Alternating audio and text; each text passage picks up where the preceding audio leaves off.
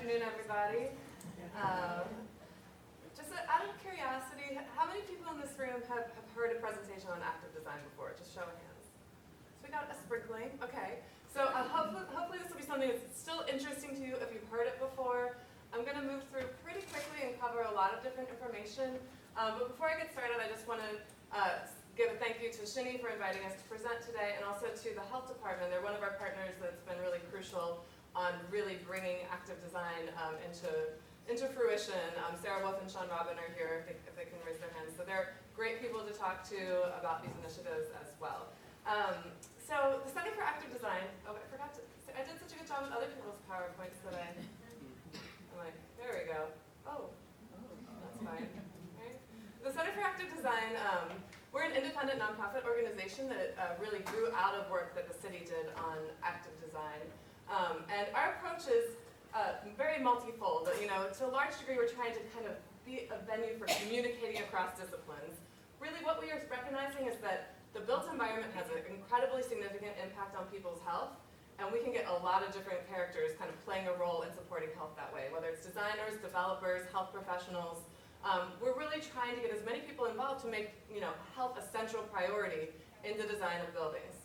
A little bit about the history. Kind of the concept of active design sprung up probably about a decade ago when we held our very first Fit City event here in New York City. And this was it was sponsored by the health department and the American Institute of Architects. It really looked at bringing together health professionals, design professionals, and asking, you know, what can we do? How do we work together to promote health? But one of the things that came out of that is that we need to create a guide for people who are actually, you know, building, designing, managing the built environment, and help them know what to do in order to support health. A couple key resources I want to point you to, and you'll actually be able to pick these up on the way out the door. One is the Active Design Guide for Community Groups that was published by the Health Department recently. This is really fantastic. Basically, looking at how, you know, there's so many city resources that already exist. You know, calling the Parks Department to get a tree planted, calling DOT to get a bike rack installed, or a bench, or requesting a bench. And we wanted to put it in a place where anybody could have access to it. We wanted to really compile all these resources. So I really encourage you to take a look at these, because these are some like phone calls, some emails you could send today to make some changes at your properties. The other resource that I think is really helpful is the Active Design Affordable Housing, Affordable Designs for Affordable Housing. Now, there was a couple reasons why we really created this book. This is kind of a supplement to the guidelines themselves. You know, one reason is that we know people living in affordable and supportive housing often have the highest risk of chronic diseases. They're dealing with obesity, much higher rate than other portions of the community. So it's a great population to target. It's a great kind of site to target. The other reason is that, you know, we were getting some kind of questions and pushback from people working in kind of under the tight budgets in terms of building and managing and operating affordable housing. You know, they're saying, well, a lot of this stuff you're showing us looks great, but how can we afford it? So we wanted to show examples of ways that active design could be implemented in a very, in a no-cost, low-cost, you know, cost-effective way where it was going to make a difference with kind of relatively little pinch to the project budget. Now, one of the things that's kind of a foundation of all of the publications that we have available is that health evidence is kind of at the foundation of it. There's actually a really great body of research going on in the world of public health, where they're really studying, you know, what does it take? How does the built environment impact people's health? You know, if we change things in our surroundings, you know, how does that change people's behaviors, and how does that change their overall health impacts? I'm not going to go through all of these results, but just one kind of fact I like to highlight is that there's been research that shows just, you know, 2 additional minutes of stair climbing a day can actually burn enough calories to offset the average annual weight gain for most adults, right? So, you know, if you find a way to just take a couple more flights of stairs, like that can really help stabilize weight. And when you think about it from a public health standpoint, if we can get a lot more people climbing stairs, it's going to really make put a dent in the chronic disease and obesity rates. There's also research about, you know, the way we design our built environment, and does that change people's behavior? It all sounds very intuitive, but I think it's really important research in terms of influencing overall policy throughout the city. But, you know, we know that when you create places for people to be more physically active, they are in fact more physically active, right? You get to see people exercising intentionally on a regular basis more often when they have safe parks to visit, bike lanes to use. And when we create a more walkable public realm, we do see an increase in the number of people who simply get out and walk more often. I always like to point out the picture we have in the middle, because you see people sitting on a bench, right? Which doesn't look particularly active, but is a really critical part of creating a walkable public realm, especially if you want to think about it from an accessibility standpoint. You know, you might have people in your buildings or in your community who, you know, they would love to be able to walk to the store and back, but they're worried they're going to get too tired, they're going to need to stop with their bags, take a break along the way. You know, having a bench, knowing that's available makes a huge difference. It also serves as kind of a nice organizing framework with the sidewalk. It's a place to meet. It gives a sense of identity to the community. The other great news is that when we start to prioritize health and really make that a central kind of focus of the work that we're doing, a lot of other benefits fall into play. One being environmental sustainability, right? So if we get people out of cars and onto bikes or walking about more, we get kids away from video games and TV and out onto the playground, get people off the escalators and elevators and onto the stairs, we're going to see reduced energy consumption, improved air quality. So those two things go hand in hand quite nicely. And then the other thing that might be less intuitive is this notion of universal accessibility. In developing the guidelines, we worked really closely with the Mayor's Office for People with Disabilities because we wanted to make sure that, you know, a lot of people would say, well, with this focus on physical activity, what about people who have an impairment and have some type of impediment and it's harder for them to move around? And we really found that there were some great synergies between the two concepts of universal design and active design. You know, really it's about choice. It's about giving everybody a variety of opportunities to move around. You know, when we look at this picture on the right, when we think about designing our streetscapes, it's about creating really safe sidewalks, really safe, well-marked crosswalks, having these kind of landscape medians so everybody feels safe using it, even if it takes them a little bit of extra time to cross the street. When we think about a building, there's ways to incorporate ramps into the design. There's also ways to, you know, like a fundamental principle is that if we're encouraging the most able-bodied people in a building to use the stairs on a regular basis, we're actually opening up the elevators for people who really need to use the elevators. And we all need to use the elevators at some point in time. Maybe you're carrying heavy packages, maybe you're pushing kids in a stroller. Sometimes you have to use the elevator, and it's nice to know that there's space for you in it. So in summary, like if I was to just kind of synthesize a catchphrase for active design, it's really about designing our communities to make the healthy choice the easy choice. So we want to make it kind of natural, where people aren't having to think about it or work really hard to be healthy. We created an environment where they're doing it naturally, perhaps without even being conscious of it. So I'm going to go through just a few building and site design strategies that might be of interest to you. Again, pick up a copy of that affordable housing guideline because that's going to have a lot more detail on this. I like to boil it down into a few key concepts just for ease of memorization. One, we're really encouraging active transportation. How do you help people walk more, bike more, have better access to transit? Another is active recreation. So that can mean a lot of different things, just depending on the site and the context and the population you're working with. Healthy food access. So having access to growing fresh foods, to eating fresh foods, or obtaining it from stores or green markets. And then active circulation. How are people moving around in the building? You know, is there an opportunity to take a nice walk? Can you take the stairs easily? You know, there's a lot to think about on that end too. So I'll just go through a sampling. Again, it's a very kind of quick overview, but I wanted to give you a taste for some of these ideas. Active transportation, one of the things we promote for almost any site is look at opportunities for streetscape improvement. Really think about what is the experience of pedestrians walking down this block. Is this a nice, interesting place for them to be? What are the amenities they might like to have? Perhaps a tree for some shade, perhaps a bench so they have a place to sit down. You know, another great idea, especially if you have any blank walls that are really, you know, boring, working with the residents to design a mural and making it kind of just a better experience for any pedestrian walking on the block. If you're building new construction, you can even think more systematically about that and ensure that you have kind of appropriate transparencies, maybe multiple entryways. You know, for a pedestrian standpoint, it's nice to have kind of a sense of rhythm as you're moving down the block. And public art also plays a great role to that end. Obviously, promoting cycling, you know, it's a great form of physical activity. It's fantastic for the environment. And, you know, it's actually also one of the most efficient ways to get around for most trips, you know, less than a couple miles. So, you know, a couple things to keep in mind, providing outdoor bicycle racks for visitors. Again, that's something that can be requested from DOT. And then providing convenient, secure indoor storage for the people who are spending a lot of time in the building, right? Like, I think that there's a big deterrent to biking regularly is people are worried about getting their bicycles stolen. But if you know you're going to spend 8 hours a day or more in a building, or if you're going to keep it overnight, it's really important to have indoor storage. It's actually required for most new construction at this point in time. But it's also nice to make sure it's in a convenient place, where you don't have to, you can only take the freight elevator that's only open these certain hours.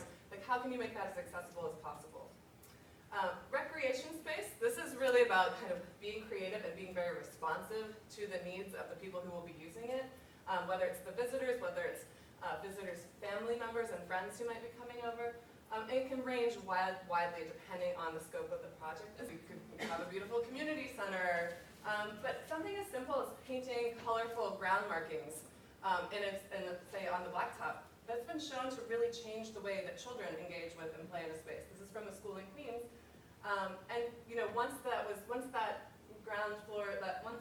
ground marking and the painting came along, it changed the way kids play. They invented new games. They're running around much more actively. So even something as small as that can make a big difference. And then also gardening is a fantastic form of physical activity, especially for older adults. It's very low impact. Even raised beds can be accessible to people of lots of different abilities. So we definitely look at ways to incorporate nature from the standpoint of promoting health, promoting physical and mental health. And the other thing we like to do is look for opportunities, particularly if there are children and adults.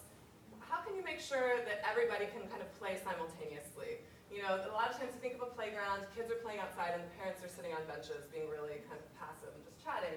Can you provide outdoor exercise equipment or other type of equipment so that everybody's getting physically active right at the same time? Healthy food access, again, can range. There's no one-size-fits-all solution. You might have a fantastic community garden nearby. You might have an opportunity to create a roof garden or a backyard garden. It might be about developing a shared kitchen space where you can teach classes, cooking classes and nutrition classes. And there's also a number of programs through Grow NYC and other organizations that look for ways to bring healthy food to your community. The other thing I don't want to underestimate is the importance of tap water, just drinking water as a healthy beverage option. So the more we can promote that, the better. I mean, right now, sugary beverage consumption is a really big contributor to the obesity epidemic in New York. So how do you help people redirect and make that choice easier? One thing is having water fountains available in places where people might need them. Like if you have a community space or a recreation space, people might get thirsty as they're working out. I really like these water fountains that have a bottle dispenser. So they refill from the top. It feels much more sanitary, right? And it also encourages a reuse of bottles, so you don't have the same waste that comes with plastic bottles. And then finally, stairs. I feel like this is a real innovation. New York City is being recognized by many cities around the country for this recognition and this promotion of stairs, in terms of encouraging physical activity and just even efficiency in the way people move around buildings. We know climbing stairs is really good for you. We know that the cities tend to be really vertically oriented. So how can we direct more people to use the stairs? And there's a few design ideas to keep in mind. One is really accessibility and visibility, right? Especially when we're used to, at this point in time, we're used to walking in buildings where you walk in, the elevator's right there. Why would you hunt around for the stairs if that's what the first thing you see when you walk in? In a new construction building, we can think about reorienting the stairs to make that the first thing you see. Or at least, like in the picture on the right, at least put them on the same plane, make it a little more of a fair fight, right? The other thing in terms of visibility is being able to see inside the stairwell and see that what's going on is safe and you feel comfortable in there. So fire-rated glass in the stair door makes a tremendous difference in people feeling comfortable going in and out of a stair. Then there's the kind of fun design component and really thinking about what can you do so residents have a sense of ownership about the stair. You might have like a design competition or a collaborative exercise to design art for the stairwell. And then also incorporating, in a new construction project, you have more flexibility with this, but really incorporating natural lighting into the stairwell, having nice views, having daylighting come in will make the stairs a much more attractive place to be. And then finally, in terms of stairs, just reminding people that they're there. Just a little bit of encouragement sometimes can make a big difference. The image you see on the left is the New York City stair prompt. This is the official New York City stair prompt. You can also pick one up on the table outside. And this is also available for free by calling if you call 311. So if you want to order 100 copies, you can order 100 copies if you know that you're going to put this up in your buildings. But you can also create your own signs as well. So again, active transportation, active recreation, healthy food access, and active circulation. If you're keeping those things in mind and really thinking creatively about how they could be incorporated into your project, you're probably doing a good job of considering active design. I want to show you one case study, which is Arbor House. How many of you are familiar with this project? It's an affordable housing project in the Bronx, opened last year. And this is developed by Blue Sea Development Company. Les Bluestone's on our board, and so he's been really transparent and open with us about kind of sharing his process. And we worked with him in actually in the initial designs for Arbor House. It's also the subject of a really great study with Mount Sinai. So we're actually trying to find out for the people who moved in, how has their health improved? So we're going to find out a lot more data about this in the next couple of years. But just a few things to point out. When we first saw Les's plans, you can see it was a really traditional layout where you walk in and there's the elevator. And you're like, okay, Les, what are you going to do? How can you actually make the stairs a bit more visible? It was early enough along in the project, he was actually able to reorient the entrance to the other side. So now when you come in, you actually see the stairs first. The elevators are just as close, they're just not staring you in the face when you walk in the door. And then speaking of stairs, he really made a lot of emphasis to kind of orient traffic towards the stairs and away from the elevators. So you go on the stairs, there's beautiful artwork done by a local artist, there's music in the stairwell, there's the really nice fire-rated glass you can see inside. There's stair prompts. He actually kind of worked with some of the residents to help invent some of the catchphrases that might be put on the prompts. This one says, physical activity will add years to your life and life to your years.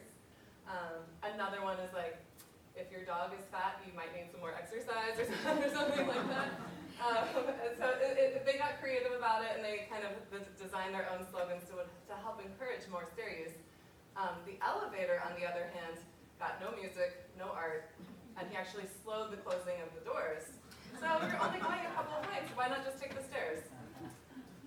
Indoor recreation space, kind of standard, just set aside this is going to be the community space. But after kind of further consideration and really deciding to prioritize health, he decided to make that a gym just for the tenants to use. Same with the outdoor recreation. It was kind of an initial kind of pre-schematic, well, there'll be some kind of walking path, some plantings, we don't know. But then he's like, why not make this an outdoor kind of circuit training? And you can see it's turned into a really beautiful garden with kind of stations for different types of physical activity. And then of course there's indoor secure bicycle storage. And there's actually, it's kind of like the crowning thing is the hydroponic farm on the roof. It's not part of the kind of standard budget for affordable housing. There was different funding that covered that, but it's really tremendous. And they have a community-supported agriculture agreement with the residents, so that a certain percentage of the food gets distributed to residents of the building and the surrounding neighborhood. So that really promotes healthy food access. Les is very generous and was willing to show kind of the numbers. He had kind of an idea what his initial cost might be. Then he added in all of these new active design ideas, and he found out that they added about an additional 1.2% to his total hard cost. So for him, he's like, this is the identity of the project. It's really about, you're moving here to be healthy. We want all of our residents to be as healthy as possible. And for him, it was worth that trade-off to make those investments. Couple resources. I'm almost out of time, so I just want to outline a couple of resources for you to keep in mind. I don't know if any of you build LEED projects, but if you do, there is a pilot credit called Design for Active Occupants. It's actually pretty easy to get. There's one prerequisite that you need to have one main stair accessible for all of the residents of the building. And then you need to have 7 or more additional features. A lot of them have to do with stair design, also some with physical activity opportunities. But Design for Active Occupants is a great point to get if that's something you're interested in. New York City policy. Last year, Bloomberg signed an executive order saying that all city agencies need to review their publicly funded projects for active design opportunities, and kind of specify that in RFPs, et cetera, and actually use the LEED credit where they can. And in fact, HBD is a great example of an agency that's very much doing that. They integrated some language about active design into the design guidelines for supportive housing. And we've seen in recent RFPs that are coming out that there is a kind of priority really focusing on active design and looking for opportunities to integrate that. And then just at the Center for Active Design, we're kind of new to the supportive housing scene. We're really looking for more feedback from all of you in the room, but we are starting to do some technical assistance projects. In conjunction with the health department, we worked on this project in Brooklyn, Los Suris, where they're doing a renovation, and we did some workshops, we gave some guidance on how they could start to kind of connect some existing spaces and ensure that people were making use of the side yard that they had that tenants weren't accessing regularly. That how do we open up and improve the community space so that people can use it more actively? And we're also doing now, we're in the process of doing technical assistance with several supportive housing developers in the Bronx, and so we're in the schematic phase right now, and we're going to hopefully continue to work with them through development to ensure that many of these ideas can get integrated. And that's it. I think that's all I have.